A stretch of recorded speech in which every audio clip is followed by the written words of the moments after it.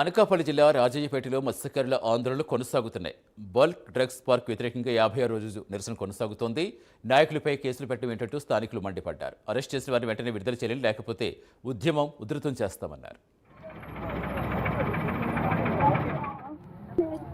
అట్లా ఒక తిక్కి కోటిని ఊరు గురించి పోరాడుతూ ఉంటే ఇలా మధ్యదారా అరెస్ట్ చేశారు.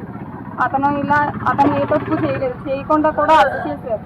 ఏదైనా తప్పు ఉంటే ఇంటికి వచ్చి చెప్పి తీసుకెళ్ళాలి. అలా తీసుకెళ్ళడం న్యాయం కాదు. ఇది ఒక కుట్ర కింద చేశారు. 12 మంది వెళ్తే ఇద్దరిని అరెస్ట్ చేయడం ఏంటి, ఉన్న వాళ్ళు వదిలేయడం ఏంటి? ఇది న్యాయమేనా? ఇది అసలు చాలా అన్యాయం కింద చేశారు. దీని గురించి మేము చాలా బాధపడతాం. ఈ పిల్లలు అసలు రాత్రి నుంచి ఏడుస్తూనే ఉన్నారు, అసలు పడుకోలేదు. పిల్లలు ఇద్దరు ఆడపిల్లలు ఎత్తుకుని నేను ఎక్కడ ఉండాలి? అతను బయట ఊరు వెళ్ళి కష్టపడతారు. అలాంటిది అతని గురించి మేము బాధలు పడడం వస్తుంది. నక్కపల్లి మండలం రాజీపేట గ్రామంలో నిన్నటికి 55 రోజులు అయింది. 55 రోజుల నుంచి సాంకేతిక దీక్ష చేస్తూనే ఉన్నాము.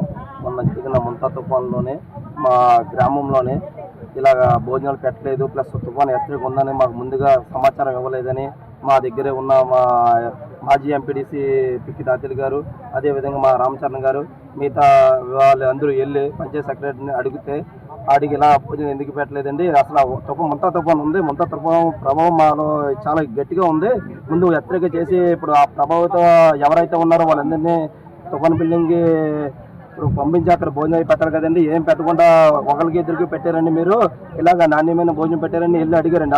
ఆ రోజుకు ముందు వేటి న్యూస్ వచ్చింది, ఇంత నాణ్యమైన భోజనం పెట్టారన్నారు ఒకరికి ఇద్దరికండి. ఆ ఒక్కరికైనా ఎవరండి, స్కూల్లో వాచ్మెన్గా చేసే వ్యక్తికి మాత్రమే పెట్టారు. ఇలా వెళ్ళి అడగగా మా వాళ్ళ మీద SC ST కేసులు పెట్టారండి. ఇది ఎక్కడ న్యాయం అండి? మా గ్రామంలోనే మీ చిన్నప్పటి నుంచి కల్లుగీత కార్మికులు కావచ్చు, రజకులు కావచ్చు, SC ST వాళ్ళు అన్నదమ్ముల్లా బతుకుతున్నామండి. ఏ రోజు కూడా మాలోని కుల విభేదన ఏ రోజు లేదండి, అన్న తమ్ముడు ఎలా బతుకుతున్నాం. అలాంటిది మేము ఇప్పుడు ఎంతో మంది అధికారులు వస్తూ ఉంటారండి, అధికారులు ఏ కులం అనేది మాకు ఎలా తెలుస్తుందండి? ఇలాగ మమ్మల్ని ఎందుకు ఎలా పెట్టారో అనేది మాకు తెలియట్లేదు.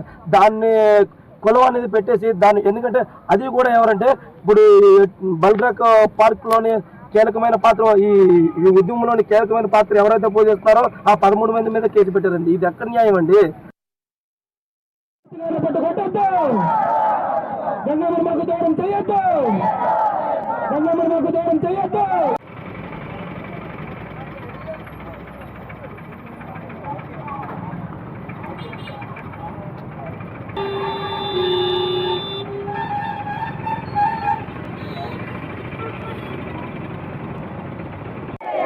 మత్స్యకారులు పట్టుకొట్టొద్దు, అక్రమ కేసులన్నీ ఎత్తివేయాలి, అక్రమ కేసులన్నీ ఎత్తివేయాలి. మత్స్యకారులు పట్టుకొట్టొద్దు, మత్స్యకారులు పట్టుకొట్టొద్దు, గంగమ్మ మాకు దూరం చేయొద్దు, గంగమ్మ మాకు దూరం చేయొద్దు.